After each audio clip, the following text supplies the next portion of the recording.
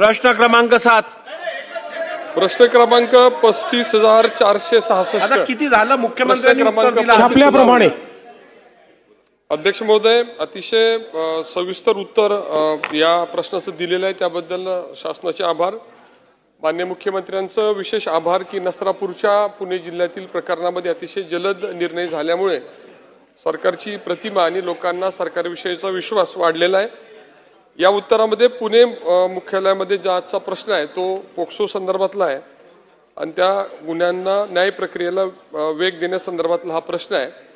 त्या संदर्भातले माझे दोनच प्रश्न आहेत की आपण उत्तरात असं म्हणलेलं आहे की पोक्सोचे गतीने निर्णय करण्यासाठी पुणे मुख्यालयात एक विशेष पोक्सो न्यायालय, 11 विशेष जलदगती न्यायालय, बारामती येथे 2 विशेष जलदगती न्यायालय आणि खेड इथं 2 विशेष जलदगती न्यायालय स्थापन करण्यात आलेली आहे. चांगला निर्णय आहे, परंतु तेवढी पुरेशी नाही आहेत आणि पुण्यामध्ये जसं एक पोक्सो न्यायालय स्थापन झालं तसं बारामती आणि खेड या ठिकाणी आपण अजून पोक्सो न्यायालय स्थापन करून त्याला गती देणार का आणि पुण्याला अजून अतिरिक्त पोक्सो न्यायालय देणार का, हा माझा पहिला प्रश्न आहे.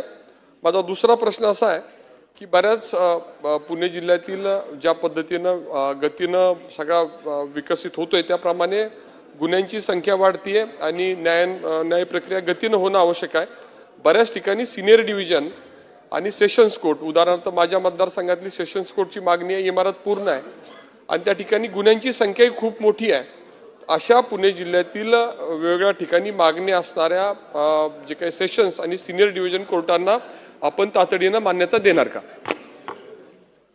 माननीय अध्यक्ष महोदय, मुळामध्ये अशा पद्धतीची जलदगती न्यायालये जी आहेत या संदर्भात एकूण 138 जलदगती न्यायालये महाराष्ट्रामध्ये सुरू व्हावीत याकरता आपण पूर्ण नियोजन केलं. परंतु आपल्याला कल्पना आहे की त्या ठिकाणी जजेस देणं हे न्यायव्यवस्थेचं काम आहे आणि दुर्दैवाने त्यापैकी फक्त 58 न्यायालये ही सुरू होऊ शकलेली आहेत. जवळपास गेले 1 वर्ष सातत्याने मी स्वतः चीफ जस्टिस, चीफ मिनिस्टर मीटिंगमध्ये आणि पत्राच्याद्वारे माननीय उच्च न्यायालयाला विनंती केली आहे की जेवढे मंजूर आपल्याला फास्ट ट्रॅक कोर्ट किंवा अशा प्रकारचे कोर्ट्स आहेत याकरता न्यायाधीश उपलब्ध करून द्यावेत. मागच्या बैठकीत त्यांनी हे सांगितलं की त्यांच्याकडची जी काही नवीन जजेसची भरती आणि जजेसचं बढती अशी प्रक्रिया अंतिम टप्प्यात आहे. ही प्रक्रिया पूर्ण करून त्यांच्याकडे जजेस उपलब्ध होतील आणि मग या संपूर्ण 138 न्यायालयाला ते त्या ठिकाणी जजेस उपलब्ध करून देतील. तोपर्यंत त्यांनी काही न्यायालयांना डेझिग्नेट केलं आहे, पण डेझिग्नेट केलेल्या न्यायालयांना या खटल्यांच्या व्यतिरिक्त इतरही खटले ऐकावे लागतात. त्यामुळे जेवढे जास्तीत जास्त आपल्याला एक्सक्लुझिव्ह अशा पद्धतीचे जलदगती न्यायालय मिळतील त्यांनी आपल्याला वेगानं हे काम करता येईल. म्हणून सातत्याने माननीय उच्च न्यायालयाकडे फॉलोअप चाललाय. त्यांचाही रिस्पॉन्स चांगला आहे, पण या सगळ्या परिस्थितीला थोडा वेळ लागतोय. यामध्ये आपल्या पुण्यातले आवश्यक सगळे कोर्ट्स आपण घेतलेले आहेत.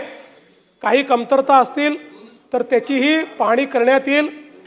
दुसरं, आपण सेशन कोर्ट्सच्या विस्ताराच्या संदर्भात जे सांगितलं आहे याही संदर्भात एक माननीय उच्च न्यायालयाची कमिटी असते.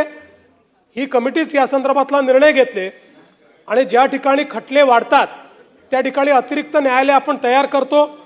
सातत्याने आपण जर बघितलं असेल तर गेल्या 10-12 वर्षामध्ये मोठ्या प्रमाणात महाराष्ट्रामध्ये न्यायालयीन व्यवस्थेचा विस्तार आपण केलाय. सत्र न्यायालय असतील, वेगवेगळ्या प्रकारचे त्या ठिकाणी अतिरिक्त जिल्हा न्यायालय असतील, खूप मोठ्या प्रमाणात इन्फ्रास्ट्रक्चरही तयार केलं आहे, त्याचा विस्तारही केलेला आहे. मात्र यामध्ये एकट्या शासनाच्या भरोशावर हे करता येत नाही, कारण यातल्या जे बहुतांश निर्णय हे ज्युडिशियरीला करावे लागतात.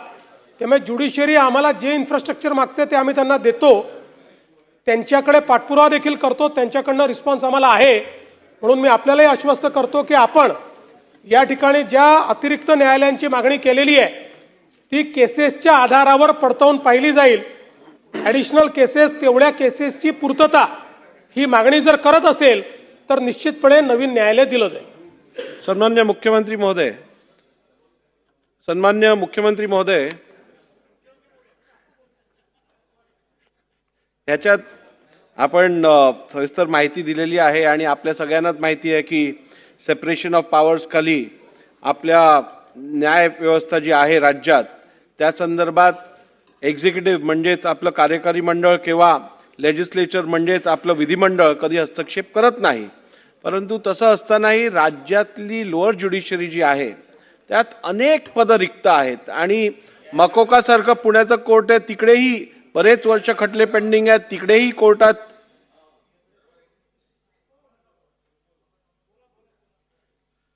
तसेही कोर्ट रिकामे असल्यामुळे सामान्य नागरिकांचे खूप अडचणी होत आहेत. विशेष करून फौजदारी गुन्हे जिकडे आहेत तिकडे बरीच वर्ष ट्रायल पेंडिंग राहिल्यामुळे काही लोक तुरुंगात आहेत, काही लोकांना निर्दोष मुक्त होण्यासाठी बराच वेळ जात आहे. अशा परिस्थितीत कुठेतरी ही शासनाची पण जबाबदारी आहे की लोकांना न्याय योग्यरित्या मिळवून देणं.